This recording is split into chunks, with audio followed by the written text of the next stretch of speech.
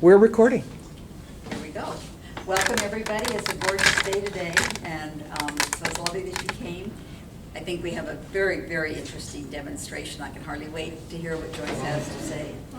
I'm going to start on a sad note, I'm sorry to say, but I'm going to make an announcement about the passing of Michael Rafferty. Those of you probably have heard that, but he's a longtime member of Placerville Arts Association, and he has been an advocate for the arts for years and years and years through his columns, and he studied photography and art, so he's very, very in that field. And so the family wanted us to share with you that the services will be at the Church of Our Savior on Saturday, May 25th at 11 o'clock. And then there'll be a reception the same day at 12 noon at the Lions Hall in Diamond Springs. And family and friends are very welcome. And I brought along a little bit of information on the back table where we have the scrapbook on that also if you would like more information. So I am excited to introduce Joyce. Joyce Campbell is our Gourd artist. Her love affair with Gourds began in the mid-'80s in the middle of the forest. Now, that's fascinating. So you're going to have to tell us all about it. I will leave it to you to go into detail. And she's going to introduce us to the fascinating art of Gourds. They look beautiful. Thank you. Joyce Campbell. And let's switch the speakers. Come off of this microphone and go on that microphone. Okay. I can yell too. It's never enough. We're all too deaf. Well, there's a point there. Okay. Let's just admit it. Who's too deaf? Can you hear me better? Yeah? Yeah. Oh, there we go. There we go. Okay. Gourds. I'm happy to be here to talk to you. They've been around for thousands of years. So a lot of people know a lot about them. They go around the world. And where you are often determines the type of artwork they do, how they do it, what they use them for. But originally, they cultivated them for, very useful things. Like bushel gourds, the big round ones, became containers for everything from your eggs to honey to gunpowder to you name it. So where you were in the world kind of determined what it was used for. If you grew up on the islands, they became water wings for the kids. Or they tied them together and they became rafts.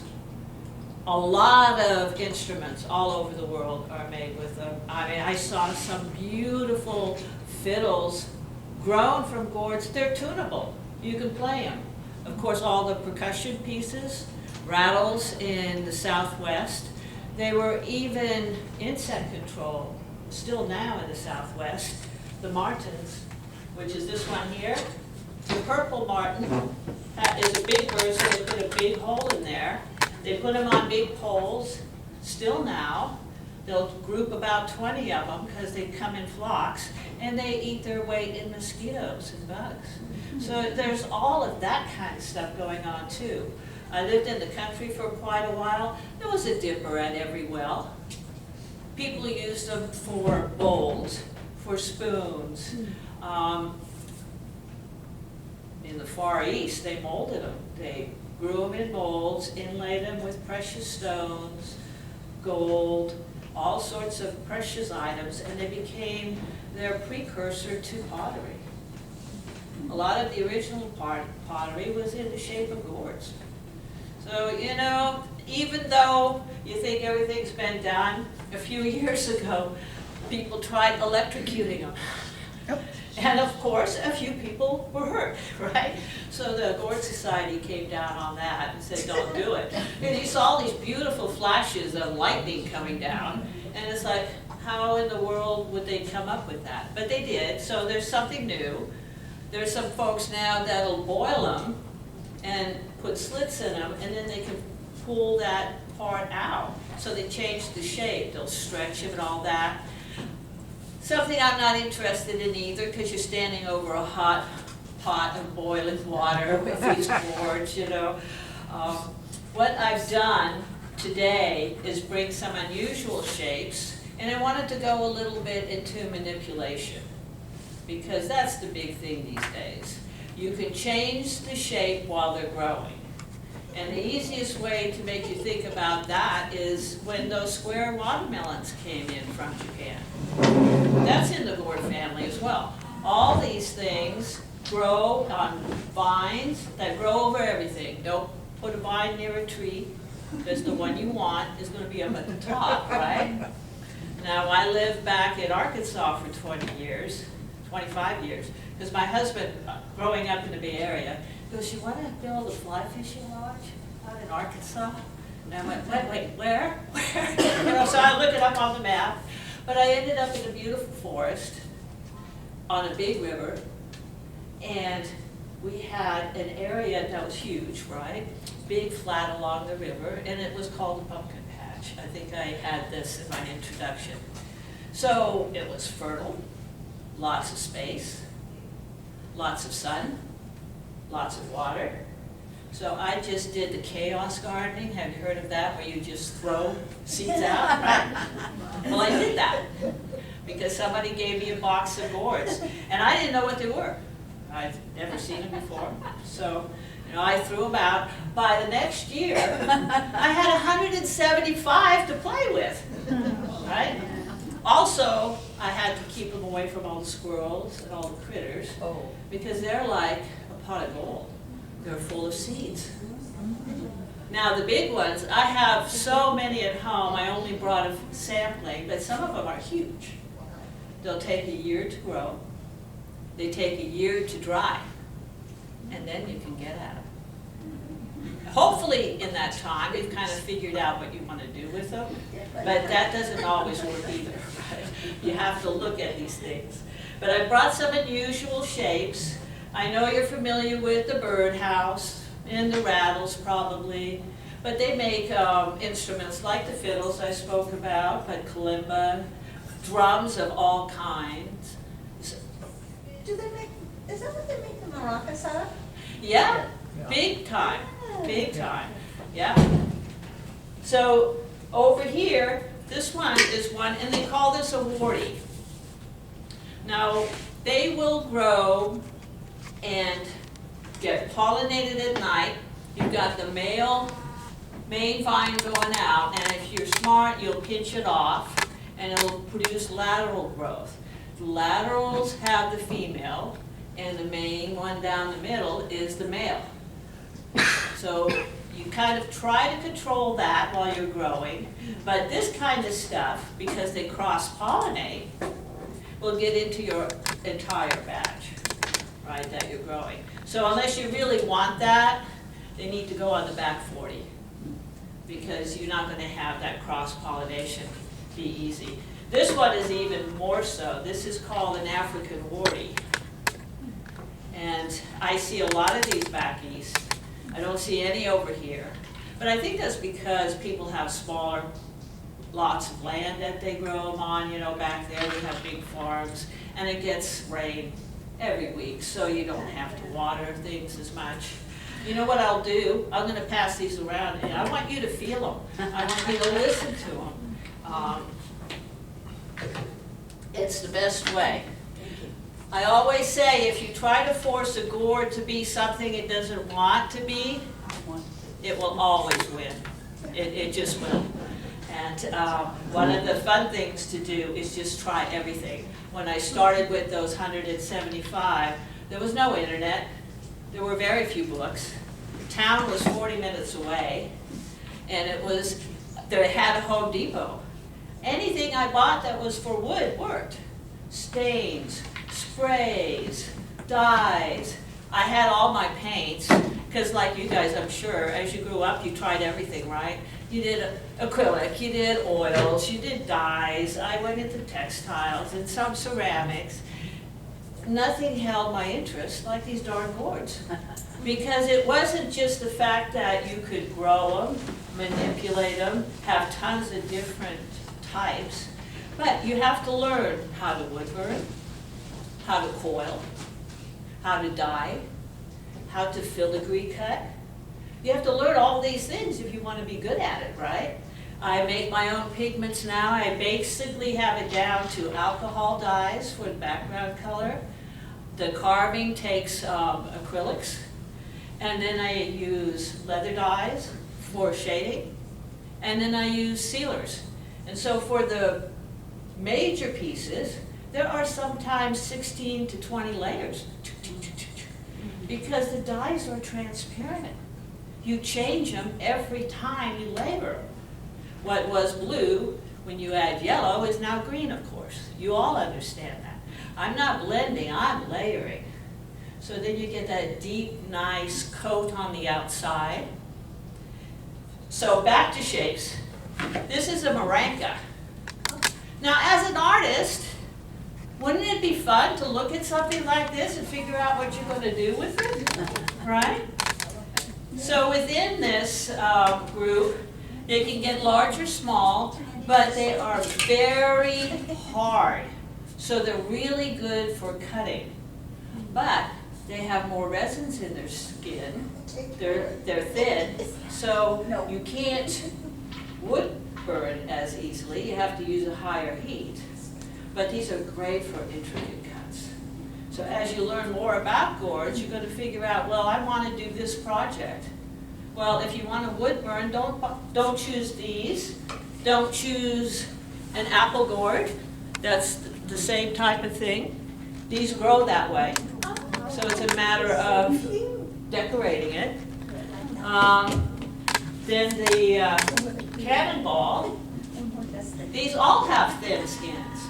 They all have more resin. They are not good for wood burning. Choose something else. So you have to kind of learn that as you go along. And when this one comes, it's got a little hole in it. Feel it. Feel how tough that is. I use saws that are full size, and then 3 different other sizes, and then one that fits in the palm of my hand. So you have all of those cutting tools. Then I have a cutter on my carver, and the carver is like a Dremel, but this one is a tabletop, and it's kind of like a Dremel on steroids, right? You don't have that wire going down the flex shaft, so your hands don't get tightened up. I thought I was done with carving a few years ago, and then someone sent me one of these. I said, now I'm back. It was just a game changer. And that carver has a cutter on it as well. So they can be grown on trellises, or they can be grown on the ground, and that's going to determine what happens with that neck. Now these are short-handled ones. I have some at home that are taller than I am, and they were all hung, and they come down perfectly.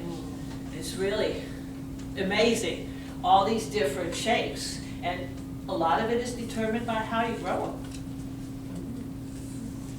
My favorite. It's amazing. Yes, this really is amazing. So this is your marten. Hey, makes a nice big bowl.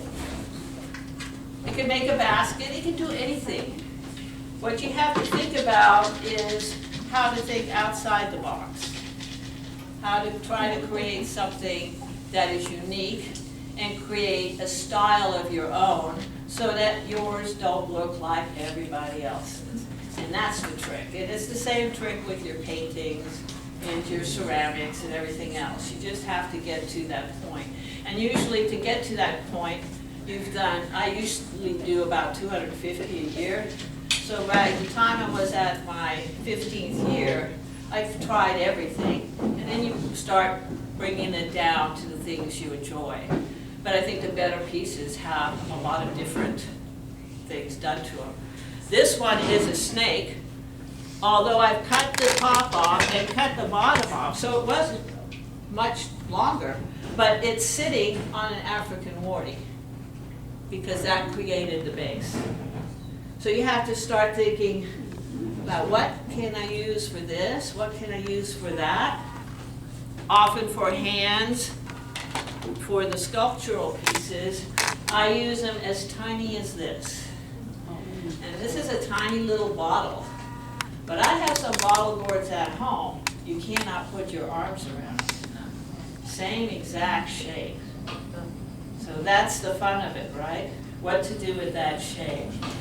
I know in the fall, a lot of you find the ornamentals. And those are the ones that have the red and the orange and the yellow, and usually they collapse, but sometimes you can save about half if you're lucky, if it's a good year. So you have the ornamental, you have the loofah, where you throw the outside out and you keep the inside as a sponge. And then you have the hard shells, which are all of these. And there's probably about 45, 50 varieties, but because they cross-pollinate, yeah, it's endless, right? This is a little goose gourd, a little egg gourd. Here's another small little bottle. And then these are called bananas. So, you know, some of the names come from the, and I had different names for the same gourds when I lived back east. So it depends kind of where you're from. But back east, I found so many people that lived in the hollers that were phenomenal artists. You wouldn't see them all year. They'd come out for one big festival, maybe two, and the oak baskets never stitch off. And I talked to this old woman once, how do you do this? There's not one single mistake on this whole thing. And she goes, I go one stitch at a time, and it's going to be perfect. And then she just builds these massive baskets. And then she's back there in the holler somewhere, right? But I listened to her, and that's what I do with these. Every single piece, I try to do them as carefully as I can. Every edge on the outside and the inside is sanded down. The inside is completely finished. There's an Indian tribe in the Southwest who don't do anything on the outside. They'll take that bowl, and it's intricate patterns of seed beads. The inside is the focus. But some people like to do decoupage handmade papers. I mean, you can get really involved with that. I generally just put a black wash in it because I want to create that negative space that forces you to the outside. Now, these can be simply done. This is just one with an acrylic wolf, and this one has just some leather with a little turquoise. And then I look at the Hallmark cards. You know, on the back of Hallmark cards, they always have something that reaches out to the front. Well, I do that when I do something like that. It has one side, and then in the back I'll just do some paw prints. Because it's going to be sitting on a shelf like this, and then I'm going to look at the back. But you want to think in 3D. That's the whole thing. Probably one of the biggest ones I did, it was 7.5 feet around. So think about a mural, 7.5 feet long, right? How are you going to do that? And you can't see the whole thing at one time. And sometimes they have to sit on your porch for 6 months, and then you go, aha, I got it. And that's the fun of it. So they're sitting around my house for that very reason. This one is also etched with the alcohol inks that I make, but I brought it in just to show that I always start on the bottom. Because when you start on the bottom, I know if it's a good carver. If it's not a good carver, because some are pulpy, then I'll just put that off to a pigment. You are now color, or embellishment, or coiling, something else, but not heavy on the carving. Every single time you pick up a gourd, it's different, because depending upon where it was grown, what if it was in the sun? Now the top of it is drier than the bottom. So it's going to take your pigments differently. Right? I bought from a guy who, they were wonderful gourds. I finished them all up, and then I decided, well, I'll open them for function.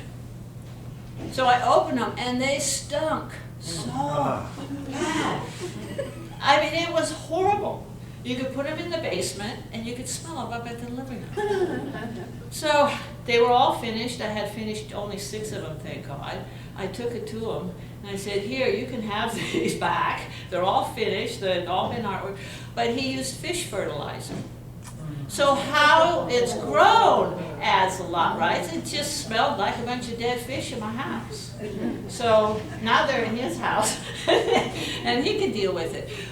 There was also a gentleman, this was up in Missouri, and they like to sell things for fall decor to put on your porch.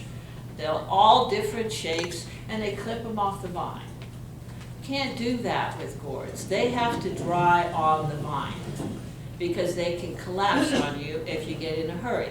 That stem has to be completely dry. So I went up to him and I go, do you have any that are dry? And he looked at me, dry. He goes, well, I got a whole wagon back there I'm gonna burn. And I went, wait a minute, I need to see that wagon. And so we went out there, and I go, this is your money. This is where you're making your money, not on what you're selling out there. If you would have just waited and sold those, you could get 4 or 5 times as much for every single one you sold. So, you know, it's gathering information and trying to make it useful to yourself and figuring out what you're doing, because before you know it, you're just giving things away like that. You had a question? Yeah, I made an attempt to grow gourds at one time. Yeah? I got 2 of them. One of them, I think I threw one of them away because they started getting mold on the outside. Oh, I love it when people tell me that because you were that close. They dry from the inside out. So that creates the mold. And the mold creates the patterns. Oh. And you were so close. Darn. But, I still have one. I know it's, I know I keep moving it from, I think it's down in the garage now.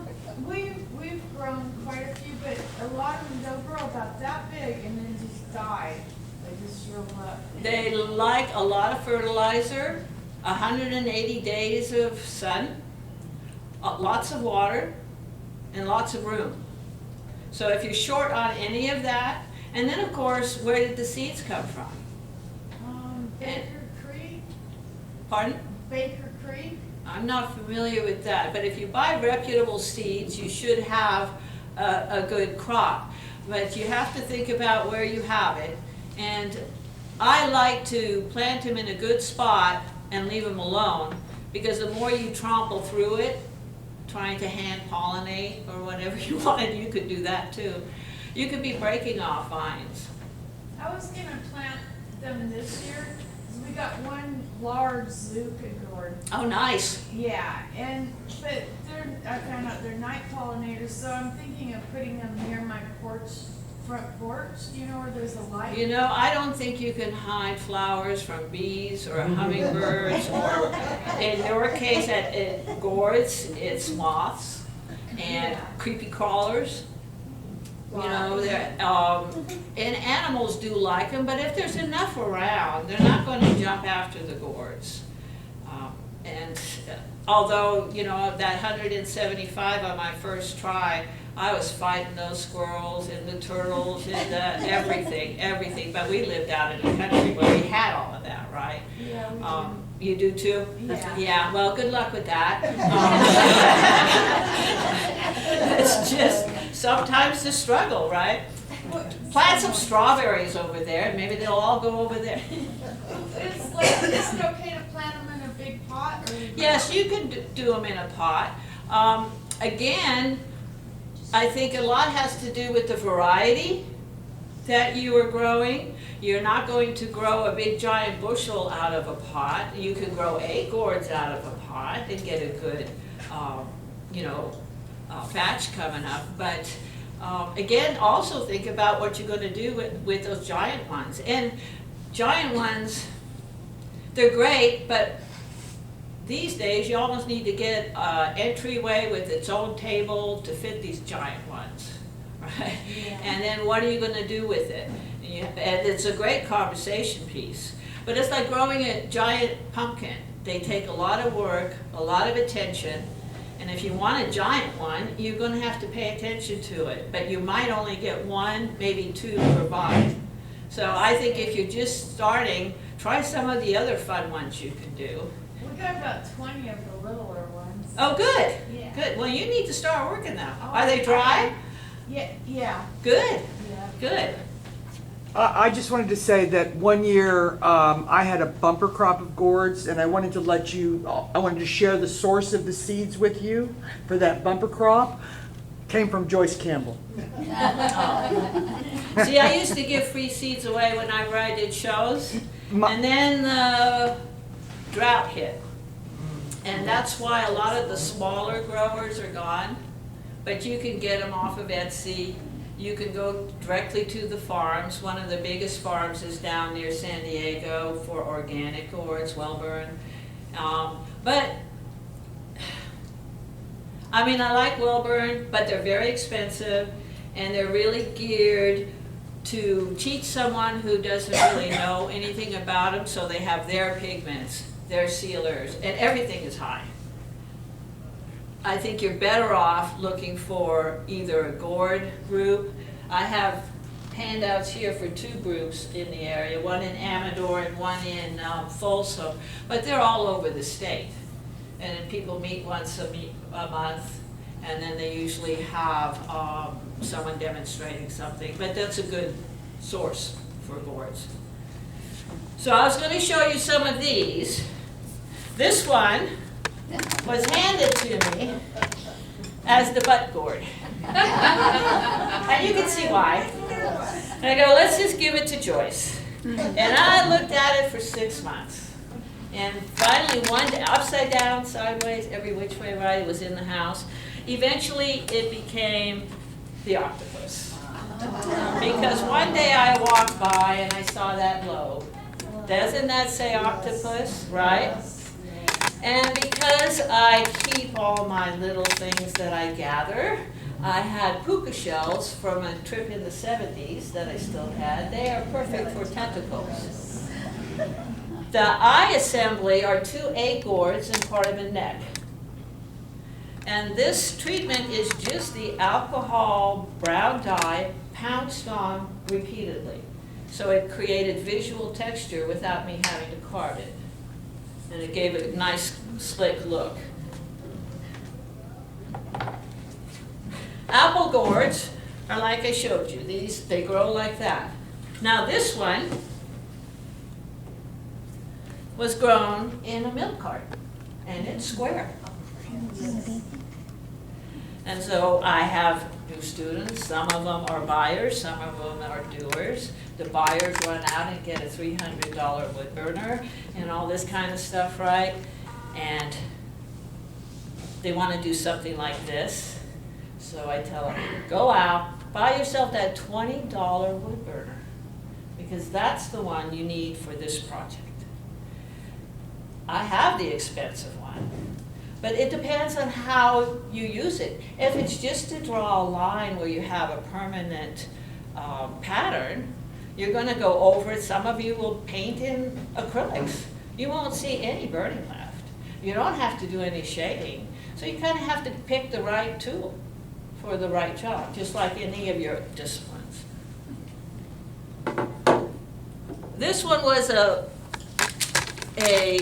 plug gourd, and I tied it while it was growing. So that creates the bulges.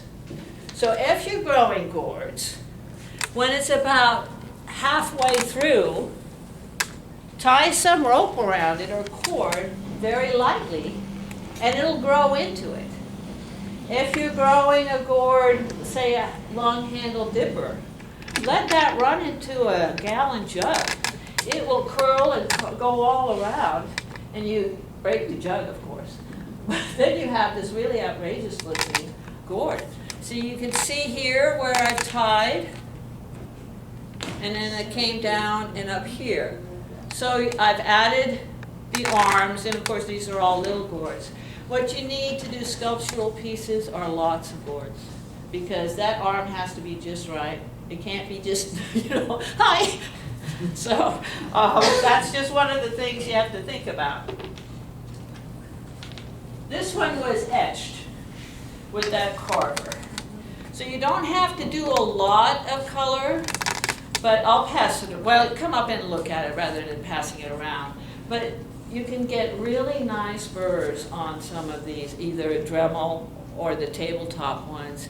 And that's the one that everybody loves to do when they come out for a class. When are we going to go outside and carve? And then I can't get them back inside anymore. Then it's a done deal. They're going to be outside all day long, which is okay, because that's a whole discipline in itself, and it's fun. The filigree I was talking about is something like this, where you're cutting, where you're cutting out your negative space. But that could be very tiny, very detailed, but you don't want something super thick.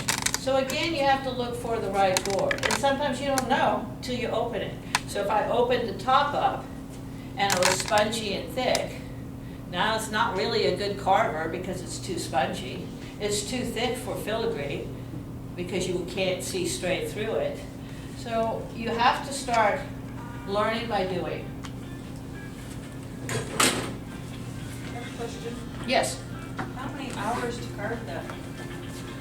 Well, those I could almost do in my sleep, but they're gonna take 2 to 3 days, because it's not just the carving, it's the layout, and then the color, then the sealer, and that color might be several layers. And so then you also have to do the inside. So it's never a quick deal. I've opened gourds where I've spent all day just cleaning it. And that depends a lot on where it's grown. If it's grown in Arizona or New Mexico, it's got such a tough exterior. You're just beating yourself up trying to get it clean. And then you open it, and then it's like, shoot me. This is a terrible, terrible one to clean. But you gotta clean it. So you spend all day doing that. So it's very hard to predict how long a certain gourd will take, because it has much to do with how long the preparation is. You can't just estimate that. It's going to be when you open it up. And some are super hard, and some are softer. So you start on one and it doesn't work, you switch.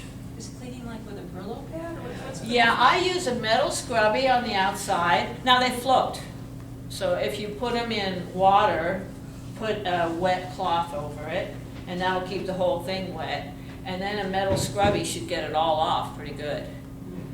And then, of course, opening it is a whole other story, and it's a whole other discipline, but that's all right. You know, we do a lot of that at the classes.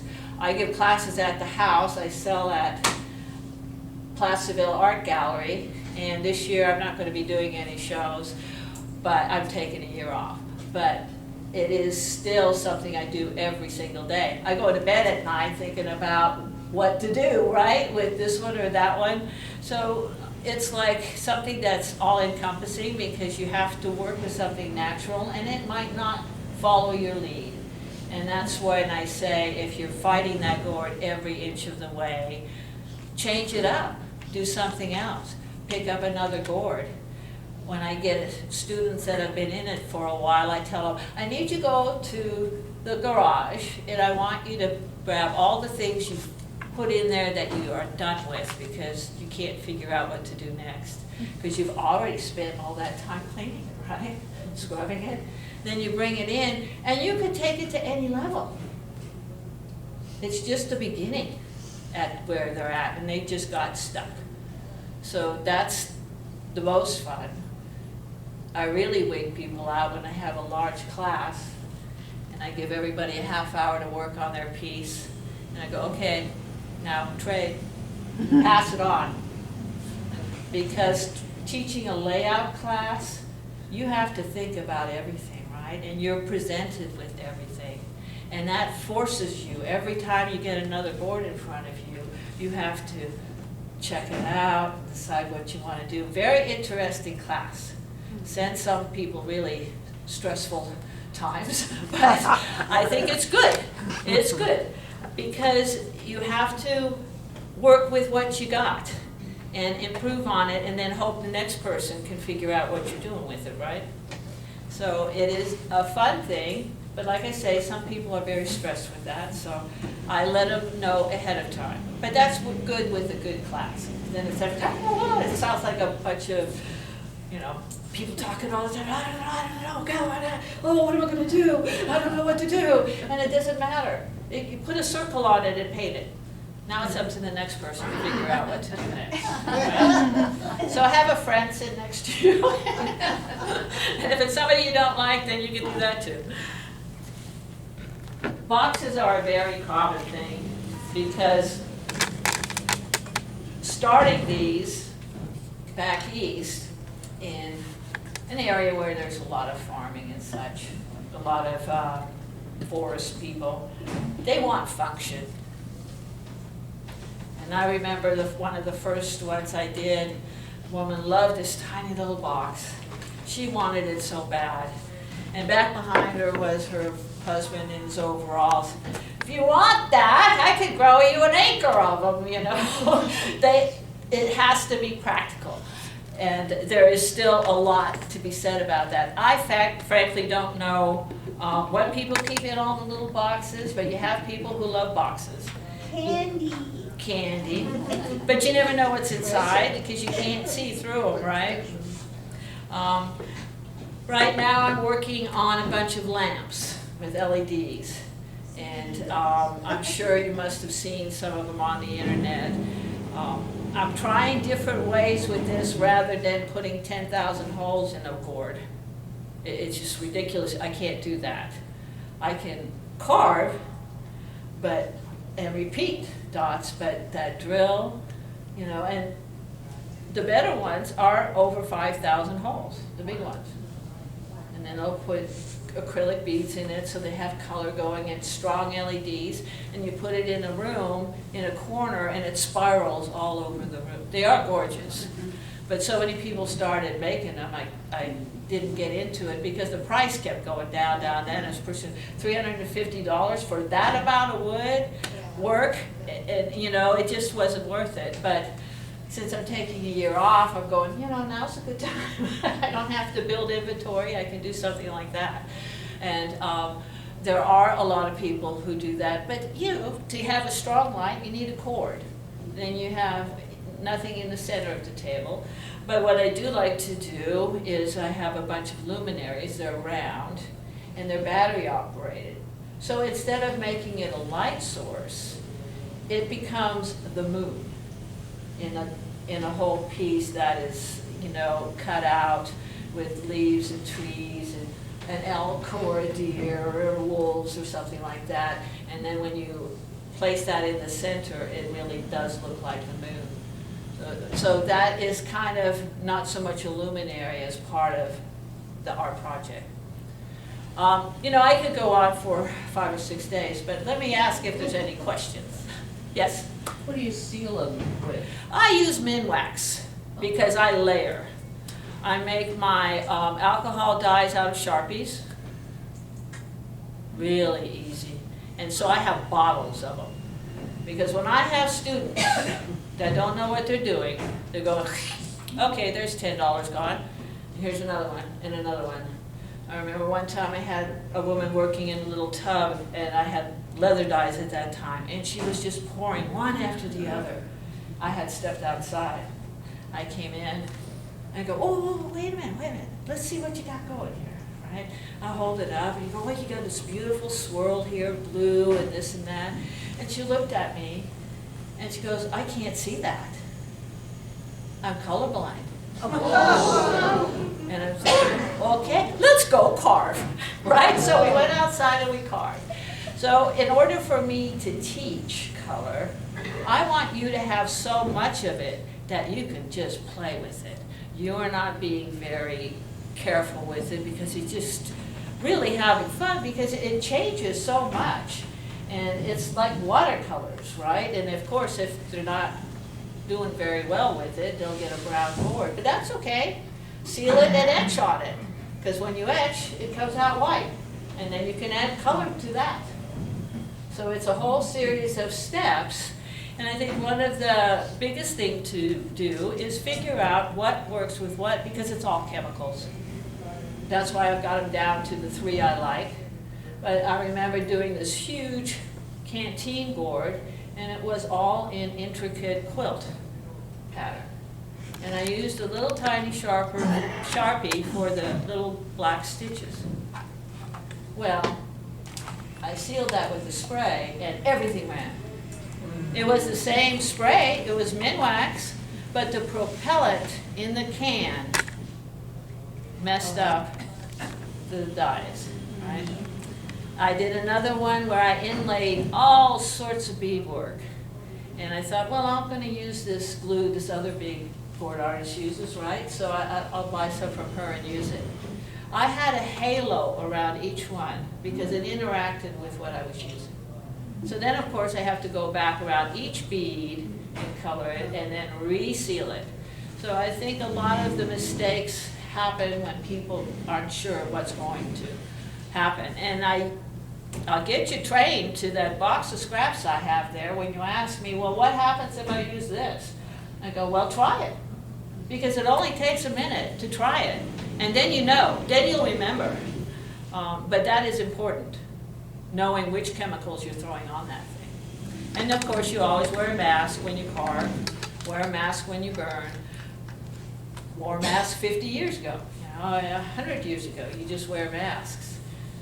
In Peru, they do these outrageous, intricate, carved and burned pieces, all on Village Life. And they're not plugging in a burner and dialing it in. They're just using hot embers, hot nails, and they can't be beat as far as that kind of work. So it's not the tool that's going to make it work. Some people think if I buy the best tool, I'm going to just get a great gourd. But you got to know how to use the tools, and you got to know how things fit together, right? The sealer you're using, the pigment you're using, when to use what, and what can make it fast and what can make it much easier on you. And that's what I spent 30 years doing. It's like, this doesn't work. Although your mistakes teach you a whole other technique if you keep repeating them. Right? Any other questions?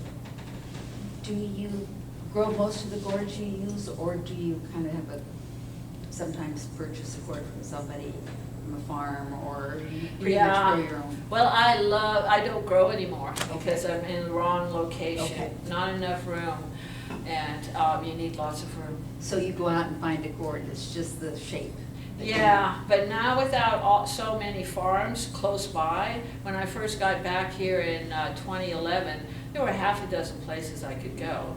And there's nothing better than going out in the field and going, oh, I want that one. Right? And I can't do that anymore. When you order, you get what they send you. And you don't get the unusual ones. They're very expensive.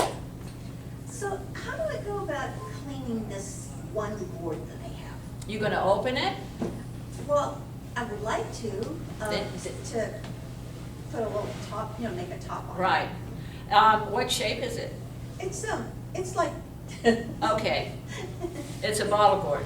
yeah. And then, what I would suggest is if you picture opening it, Uh-huh. it needs to be done on the shoulders, because you take away a little bit of material when you saw, and if you do it right on the top in the center, it could fall through. So you have to bring it out. Right. So that usually leaves your top whole, and then you come out a little bit, and then your bowl is on the bottom. I see. And you want to use a saw instead of a carver. The Phillip point is what I use to carve, and that's a cone shaped, very long one though, but you don't get a perfect matching seal with that. So you have to go to a saw. And you don't go to a full-size jigsaw because that's just too big. So you got to start, again, you gather tools. Yeah. And the best way really is you take a few classes to see if you like it. Our car, head to toe, brand new, $3,000 worth of equipment. But she was right next to the Sacramento River, and they didn't give her, last time she grew, they gave her July. They said, okay, you can do it. Well, these things have to be growing by July, right? So she also had, when I first found her, I went, oh, this is great. She had a 10 by 10 tent. And it was all her rejects that nobody would buy. So I go in there, and she had long ones in there, but maybe one side had the warties, right? Because they were cross-pollinated. So I'm looking at that, yeah, right? So I throw my dyes on and seal it, and then I come over with acrylics, pounce it on with my hands on the warties, and then add tree trunks in it, and it looked like a 3D tree. They're easy, fast, finger painting, right? Fun for the students. So I went back 3 months later, and I go, I need to buy the rest of those. And she goes, they're all gone. Your students all came out. And I love teaching so much, I don't want to keep secrets. So although I learned I shouldn't have said anything, I still blurt everything out. And it's just, first come, first serve. But I was just heartbroken, because that was probably enough for 3 years, right? But anyway, they all had fun, and they all have nice gourds with beautiful trees on them. So something that you might think is a negative is actually a plus. And whenever you're working with natural things, you're going to run into a bug bite or a crack or this or that. Don't let that stop you. Then you have to really think, how do I deal with this? I had a big old Santa face made out of one of these martins. And I usually don't do holiday stuff, but there he was. And when I had put the inside in, it cracked.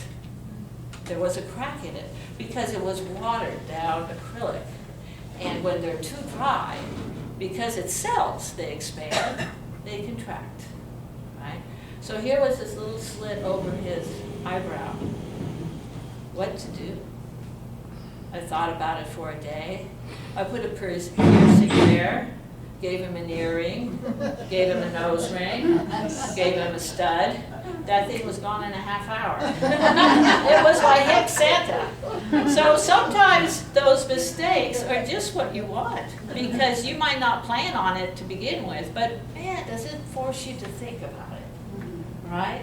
And then don't think for the solution an easy way. Like if you're doing a figure with hair, does it have to be the same hair somebody runs to Walmart for and finds in the, edging department? No, you have to think through that and go, what can I use that nobody else is seeing? I made one with ponytail palm, that kind of thing. One had a mop that I dyed. Ruth sold that one. Ruth, PAG, she went to the lady's house with this piece to see where it would fit and how it would look. Those two are on the ground going through the rug. This is the color I want. I mean, that's going above and beyond. Well, this was a lady in Greenstone Country, okay? Does that tell you enough? And she wanted a custom piece, and she wanted the hair to be a particular color, and it was a good collaboration. It was. A piece. But I don't run into many gallery owners who will drag it down there and then be crawling on the ground going, this is it, this is the color. Kudos to you. Any other questions? Oh, good, you guys know all about gourds. You did tell them about what a great deal your classes are. I don't know anyone who has a 4-hour class for $35 like Joyce does. Well, you know why I do that? Because you're not going to learn it in one day. It's just not, you're not.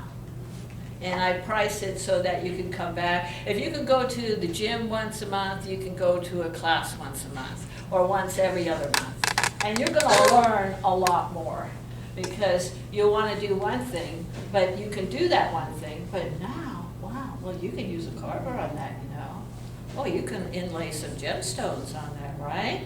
Now, all these things they hadn't thought about. But if you're there for 4 hours, that's just not enough time. 30 years is a long time. It's still very generous, and it's at your home, a beautiful workshop. Yes, it is a big workshop, and we do the carving and the wood burning outside, overlooks a park and a creek, and it's very nice. I just wanted to ask about how fragile they are.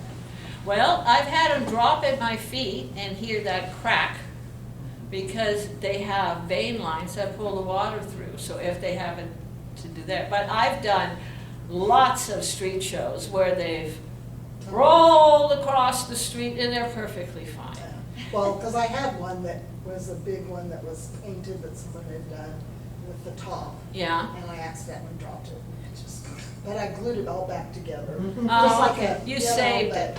Yeah, I glued it Yeah. back together, but it just, I have cement floors, so it probably just hit. Well, if it just hits wrong, you know, that's Yeah. just the luck of it, Because I or wasn't bad sure luck if of that it. was the type of gourds. Yeah, you but know. these are tough as nails. In fact, they've found them in the Egyptian pyramid, you know, Oh, okay. all that. But they've also found them where they've been fixed, laced up, and they're passed down from generation to generation. They are big, heavy, chunky bowls that last forever. One of the Native American tribes, and I've forgotten which one, they used to take the seeds and stitch them in their pockets. So when they were nomadic, and when they'd go to the new spot, that was their next set of Tupperware.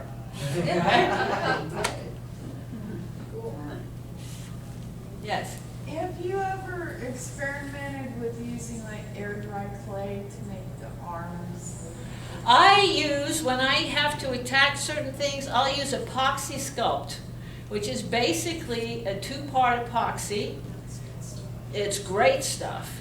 And you mix them together till there's no, that one is black and one is tan, or you can get any color. And you put that on. Once it dries, you can carve it, you can paint it. I like to, when it's wet, put some texturing on it, because like this has, I found it's the top of a water bottle. You know how it has the ridges? So I use that for this. And I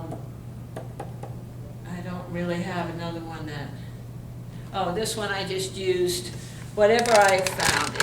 You know, when you texture something, if you repeat it, it doesn't have to be elaborate.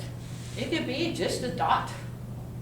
And that would blend it in with the rest of it, and then it gets sealed with the rest of it. So that makes it a lot easier. When I started it, if I had a bowl that needed feet, I'd use either small gourds or corks or something, but that has to be placed exactly right. Otherwise, it's still wobbly. Even if I go to 3 feet, it's still not quite right. This one, you put 3 dabs of that on there, and you gently maneuver it down to where it sits straight, and you just leave it. I do it on a piece of saran wrap, and it's dry by the next day, and I can just peel it off, and there you go. You have your feet. They're perfect, and they're never going to fall off. And they're a lot easier than, you know, the gourds aren't perfectly flat. They have all the ridges and stuff on the bottom, so you have to change the position. It's a real headache. So this was a lot easier. Well, I thank you. It was very good. I know that I'm going to look much more closely now and understand what she's done. Before, I would have had no idea. And I've got a couple of books, flip through them, pass them on. It shows some more pieces rather than trying to get everybody up here. And if you have questions on them, just let me know. Thank you so much. That's great. Do we take a break? Tell me what to do. Break? Can't hear you. Can't hear you. Can't hear me. Get closer. Get closer? Yeah. There you go, one. Yeah. Okay. Now I can hear myself reverberating. Thank you again, Joyce. That was so interesting. I told her I'm gonna go look at everything individually, and I've learned so much to look for. Thank you. Let me see, I was going to say that we're going to start the meeting again, and I'm going to, Matt, you've got Matt, you have a deadline that's coming up pretty soon. So do you want to go ahead and tell everybody? Yes. Good.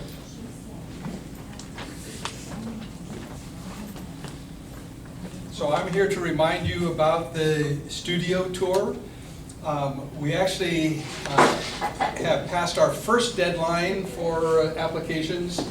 On the 15th was our, do it by the 15th of May, and it's $100. Now it's $125 till June 1st, and that's our cutoff date. That's a actually hard have- cutoff, the- no the- soft cutoff, There's no- hard cutoff. We are not extending it this year. We have 32 paid artists that are going to be on the tour with 10 different studios. If there is someone who still wants to be on the tour, well, you have until June 1st to let us know. All of you who have signed up, if you haven't sent your images of 3 of your works of art to Nina Major, you need to send it to her. I've got applications here if you need one. I've highlighted here where you need to send it to Nina. And I'd like to just encourage you, if you want to be part of the studio tour. We've got actually 32 that have paid. We know of, we think there's 5 more that are in process. Maybe they're in the mail, we're not sure yet. But anyways, we can have 37 artists or more. A good turnout this year, thanks. Thanks, Matt. You know, I'm standing here and I'm looking out and I think I see some new faces. I think maybe I should ask, are there some visitors here today that would like to stand up and introduce themselves, or some new members? Okay,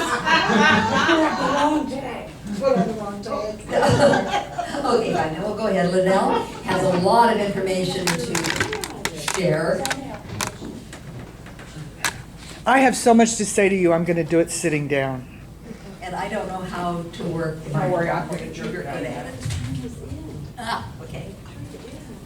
I'm Linnell Phillips, president of the organization, and also I'm in charge of special events.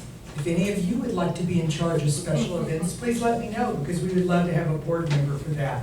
A couple of years ago, when we rewrote our bylaws, we added the special events position, because we've, over the years, traditionally done a number of events, and they happen traditionally over and over again. So we have a couple of member shows every year. We're on our 58th National Motherlode Art Exhibition this year. Our studio tour is about 29 years old from what I estimate based on Valerie Bai's information. But what I wanted to do with the organization is give you additional opportunities to show your art. So one of those things happened in April. We were invited to show our art at Burke Junction in conjunction with their Springtime Fest. It was originally called a 420 Festival, but then we decided we would call it an April 20th Festival, so we had to strike that 420 out of the conversation. Although we thought if we invited all the dispensaries, we could charge them more than we charged the artists, but that didn't happen. So at this particular event, the artists were charged $40 for a booth if they were members of Placerville Arts Association. And if they weren't members, then they were charged $50 for their booth. We also offered some shared booth opportunities for people in case they felt like they didn't have enough to fill a whole booth. We had 22 booths and 29 artists for that day. It was a one-day show. It took place between 11 a.m. and 4 p.m. And as part of the deal, we asked any of our artists that wanted to submit a piece of their artwork to us. Then we formatted that up into banner size, and there were 32 banners of our artist's art placed around Burke Junction. Those are still in place. was a very exciting opportunity. I know, me too, Ariane. I loved seeing my stuff up there. It was great to see it. Darlene had one. Sherry Lynn didn't have a booth, but since she was in charge of the chalk mural for that event, I invited her to submit a piece of her artwork, and so she had a banner as well. So it was a fun day, a lot of work. I'm still tired from it. That setting up and taking down all in one day is kind of a big deal. What happened with the money is we kept half of it, and we donated the other half of it to our host, which was the stage at Burke Junction. They're a nonprofit performing art venue, and we donated $485 to Burke Junction. We had very minimal expenses. I'm not even sure I'm gonna charge you guys for the chalk since Sherry didn't use all of it, and we've still got plenty of chalk left over. And I did a Facebook boost for, I think it was a $50 Facebook boost. So a little bit of expenses came out of our $485, but we put over $400 into the general fund from that event.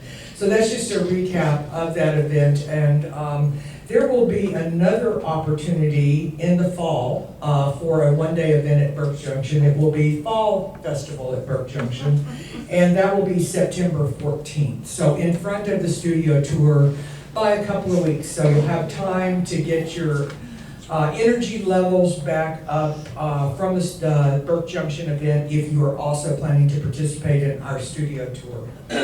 I wanted to remind you all that another of our special events is the county fair. We manage both the fine art and photography exhibit at the county fair, and this is our second year to do that. So I'm the department head for fine arts, and Fab Dabowski, a photographer member of Placerville Arts Association. She also is the person that arranges the wonderful presentations that we have here in our member meetings. So Fab will be managing the photography at the fair. And the deadline for entries to the fair is this Wednesday, the 22nd of May.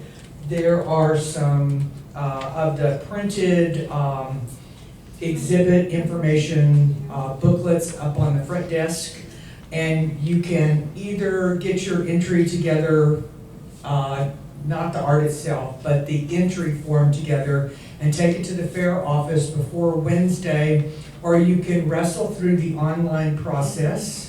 And I say wrestle through because at about 12:30 I had a panic call from Randy Honorlaw, who wanted to enter the fair, and he's like, how the hell do I do this? And so I like, well, let me look, because I know it's confusing. And so we kind of talked through it. He says, I don't know if I can do it. Now that's scary because Randy's a technology guy. And so, and he's like, I don't know. But just about the time we started our meeting, I got an email from Randy that said, I made it, I'm in. And so it can happen online. You can actually figure that out, and it can happen. But if you want to, do the fallback, make sure you get either your online or your physical entry into the fair by the 22nd. Now, as to bringing your actual art, that happens on June 3rd. And so we'll be there most of the day on June 3rd receiving your art. And the beautiful part about Take-In Day is parking is easy at the fair. You can drive right in through the main gate. You will turn slightly to the left when you enter. You will see a Quonset hut. It's known as the organ room, not because it has anything to do with your heart, but because there is a very large vintage organ in that room. So the organ room is where we'll be for the take-in for both fine art and photography. The fair runs June 13th through 16th. There is a plein air event on June 14th. And what's cool about the plein air event is you do not have to register in advance. However, if you do register for the plein air event in advance, they will hook you up with a free fair pass to come in and plein air paint. But if you don't register in advance, you can come between 12 and 2 on June 14th with your registration form that can be found either online or in the little paper booklet that we have running around here today. And walk right in and register instantaneously to be in the plein air event. You do not get a free fair pass, however, if you wait till same day registration. So if you want that free fair pass for your plein air painting day, register in advance. Another thing that's very cool that I learned last year about the plein air event is the fair typically buys the first place entry. They like to hang it in the fair office.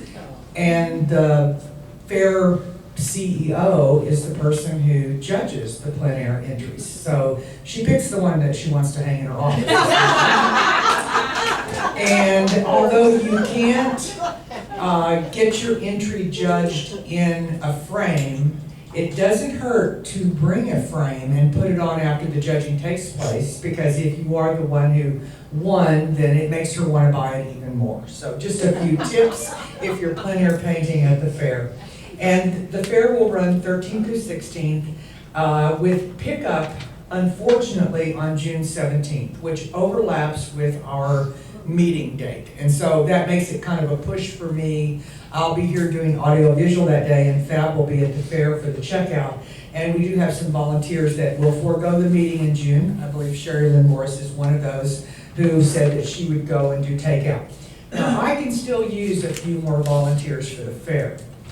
I have openings for the fair on Friday, June 14th from 6 to 9 p.m., Saturday, June 15th from 5 to 9 p.m., Sunday, June 16th from 5 to 9 p.m., and for takeout day, if any of you could stand and not come to the member meeting next month, that would be at the fair for takeout from 2 to 6 p.m. So if you are interested in volunteering for the fair for any of those time slots that I just mentioned, please let me know. There are already a number of people in this room that have signed up to volunteer for the fair, and I really appreciate you guys doing that. Quite a few of you actually have already signed up.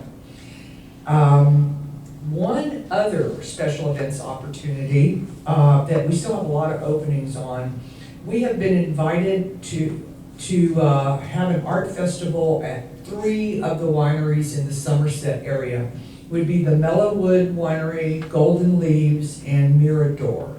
Right now I have 9 artists signed up for that weekend.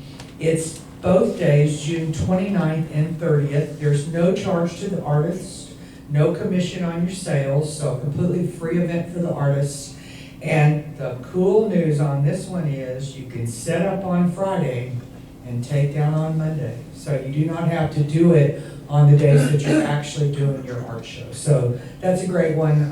There's information about that in the newsletter and on the website. So you can email Placerville Arts Association at gmail.com with Mellowwood +2 in the subject line, and I can reserve a spot for you. It would be nice if you let me know which of the 3 wineries you prefer to be at. Right now we have 5 artists at Mellowwood, 4 at Golden Leaves, and none signed up for the Mirador Winery. And that's it for my special events. Anybody have any questions about any of that? Yeah, I know. That's it? We're good? Okay, thank you all. Oh, Did the corn dog win last year, or did she? The corn dog got 2nd place last year. Vesla knows how to play the system. Vesla Greenwood won last year, and Vesla's so funny. So, like, she's done this again this year. She volunteers to sign you up for plein air when you come in. So she's going to be there on the plein air paint day, and she'll wait to decide if she's going to enter the competition or not until she sees if there's enough entries there that there will be a prize given for the entries. And it's a healthy prize. You know, any of you have got fair prizes before, you know you're gonna get $10, right? And I think that the plein air is something like $100. So Vesla will come sign everybody in, and if there's gonna be 6 entries, then she'll throw her entry in the ring. And she's already got her free ticket because she is the volunteer that's gonna be signing people up, right? So she doesn't have to sign up in advance, and she just knows how to play this game so well. That's what experience gets you, I must say. So, but the corn dog got 2nd, Vesla got 1st. Yeah, I may paint an orange soda this year, but we know that that's not gonna look anything like orange soda if I do. So, all right, anything else from anybody? Or Maybe Rain? you already answered this, but if you do the plein air, is it a certain day, or can you come whenever you want? No, it's a certain day at a certain time. I think it's the Friday, if I recall correctly, and check-in time is from 12 to 2, and then you have until 6 o'clock to bring your entry back to the organ room that day. I'll look at that. full details in the very thick book that the county fair prints. But yeah, I think it's Friday, because that's a lower attendance day at the fair than Saturday or Sunday. Anything else? We good? All right, thank you all so much.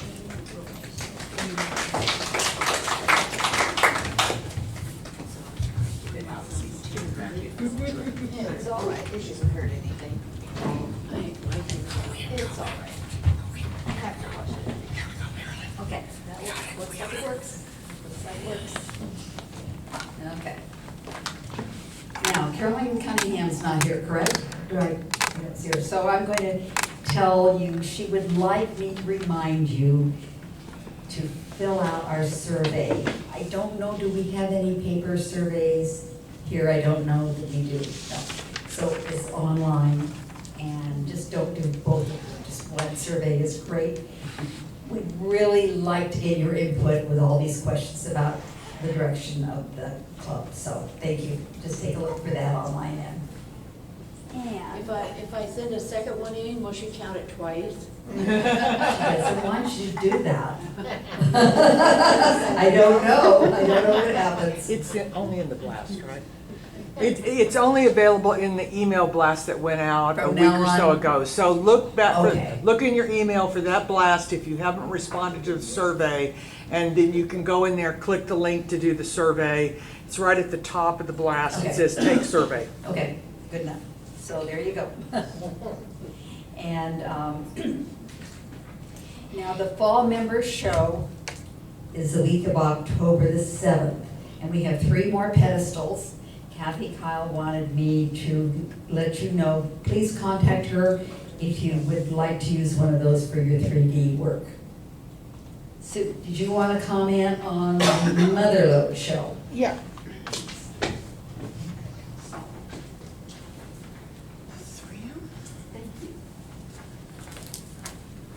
Also on the survey, there'll be another blast going out June 1st with a link to go to the survey and answer it, because the direction of the results of that survey could change the direction of our shows.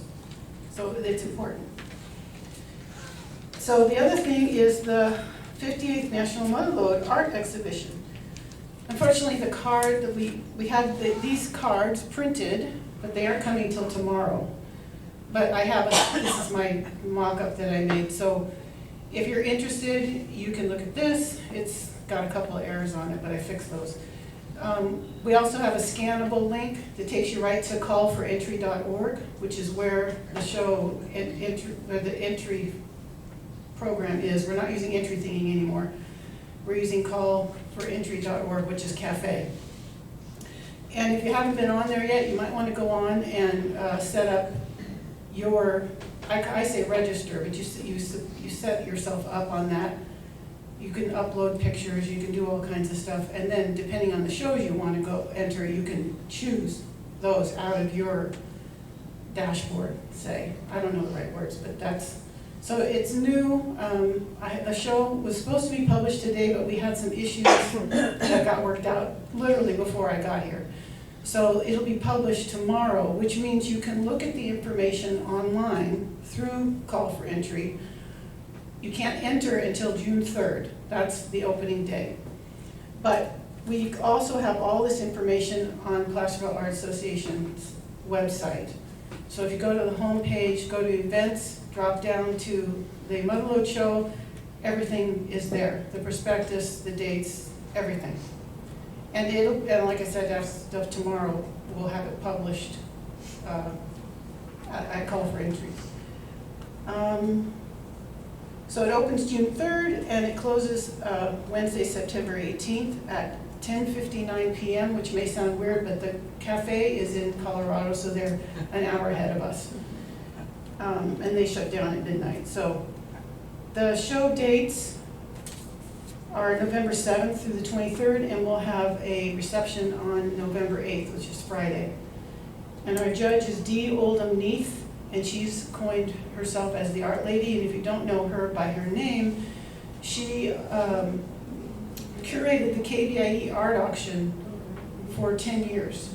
And she still is on the show kind of posting. She always has, wearing like vintage, cool vintage 50s dresses, and she's got like a purple, she dyes her bangs purple or pink. And she owns Archival Gallery in Sacramento. So she's our judge for this year. And along with our reception, she will be doing a presentation that same night, going over the award winners. So I think that's it for that. If you have any questions, let me know. And if you want to scan this, you can scan this, what do they call it, Lino? QR code? QR code, and it'll take you right to cafe site. Okay, thanks. Thank you, Sue. Sylvia delivered our outreach check, excuse me, to the Otter Creek Elementary School. Do you want to talk about that? Pardon me? Do I want to talk about Do you what? want to talk, or do you want me to tell about the time you went up to the Otter Creek School and delivered the Yes, check? I can. Hmm? Need to tell a person like me ahead. Oh, I'm sorry, no, go ahead. I've got the information here and I can do it. So Sylvia was kind enough to go up with Kathy Kyle, and they presented the $700 check, our outreach funds, to the Otter Creek Elementary School in Volcano. She put a wonderful article in the Mountain Democrat, which is in our scrapbook there in the back, and it shows how the area was ravaged by the mosquito fire. And one of the pictures she has, the kids are playing in the school ground, and you see all the bird trees behind. It's really kind of chilling. They lost their outdoor stage and their shed, and so the funds that we were able to donate will help rebuild the artwork lost, as well as the classroom art projects. There are a total of 17 students, kindergarten through 5th grades there. And so thank you for taking care of that. I'm sorry I couldn't go with you. Yeah, there were only 15 children there. There's 17 in the school, 15 were there. Just as precious as can be. They were just so innocent. You know, they all get along like family and everything because they're not exposed to the public school. You know, some of that stuff isn't pleasant. But It's like a one-room Is school. that one-room school? And they gave us that All plant ages, I love that. and a little thank you card. When I went back last Friday, for their program, which is a musical, and they get up and dance and sing, and you know, pre-K and kindergarten and first grade. I mean, it's like just it's about a 45-minute program, and so you know, lots and lots of fun. So anyway, they really appreciated it. Just greatly appreciated.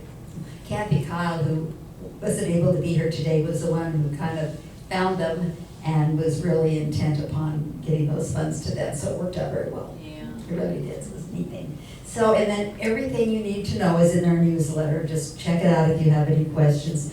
Does anybody have anything more they want to add? Oh, of course, Linnell would. I'll come stand up, so I won't have Okay. to reset the Okay. camera. All yours. And there's nothing wrong with my health, I'm just lazy. So, we talked about the Fall Member Show, but what we didn't say was the judge for the Fall Member Show is going to be Cheryl Gleason, the curator of the MAC. And Cheryl is a member of our group, but she doesn't enter our member shows. So we thought it would be okay to have Cheryl do our judging. And what's super exciting is there's going to be a critique opportunity at our July meeting. Cheryl will be our presenter in July, and we'll be asking you to bring some of your artwork that you would like to have critiqued. It's not all going to be critiqued. There's not going to be a charge for the critique, but you can spread your artwork around the room, and Cheryl will pick the pieces she wants to critique. So that'll be July coming up. That sounds fun. And I'm not sure I was supposed to tell you that, but I just can't stand to not tell you that. So- Very exciting. That sounds great. Yes. Tony and I have something. Yes, great. She says. These are the We're going this way, is that what two you're wonderful Yeah. people who go to the school, so I'm assuming it's going to be about that, about your teaching the kids. Good.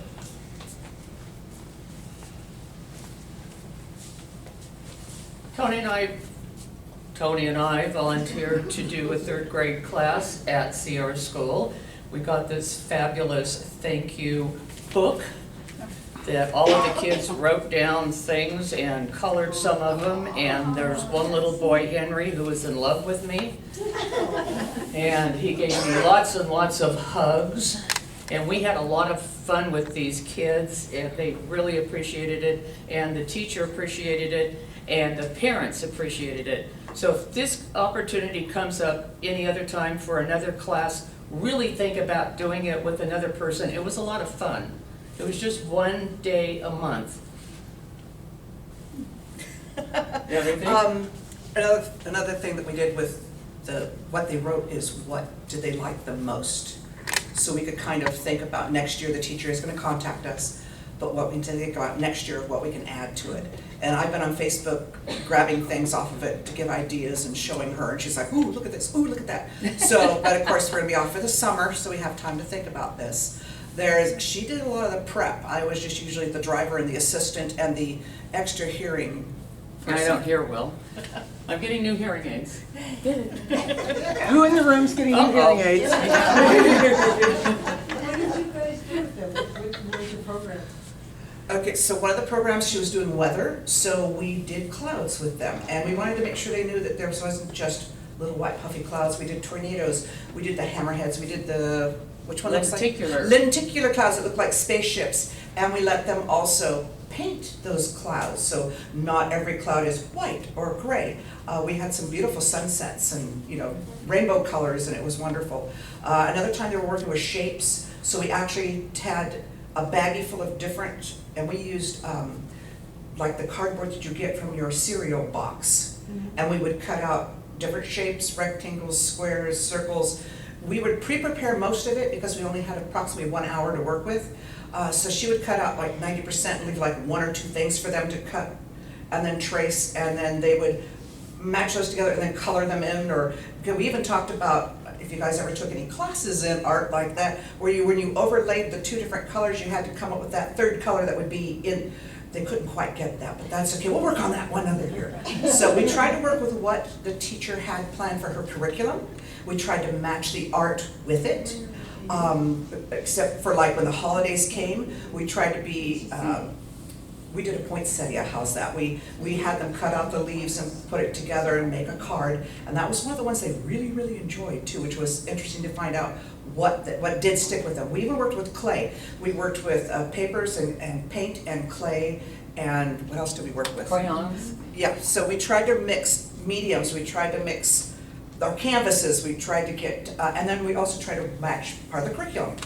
So Nice. it was, we had to think too. Another thing that was really awesome was a lot of the kids went rogue, which we loved. Because when we have to sign in the office, and they always have all of these pictures of one of the classes, they're all the same. Same picture. So when they went rogue, I'm going, yes. Rogue artist. Yeah. Any other questions? Anyway, it was fun. It's very rewarding Yeah. if you have the time. And it's actually good to have the 2 people together because you got 2 ideas to bounce off of and, you know, 2 different drivers, so that helped too. Yeah. Wow. Thank you, Tony and Donna. Thank you, Donna and Tony, for doing that. That was a lot of work. It may have been fun, but there was a lot of work too. Thank you. Okay, I think that's it then. You're free.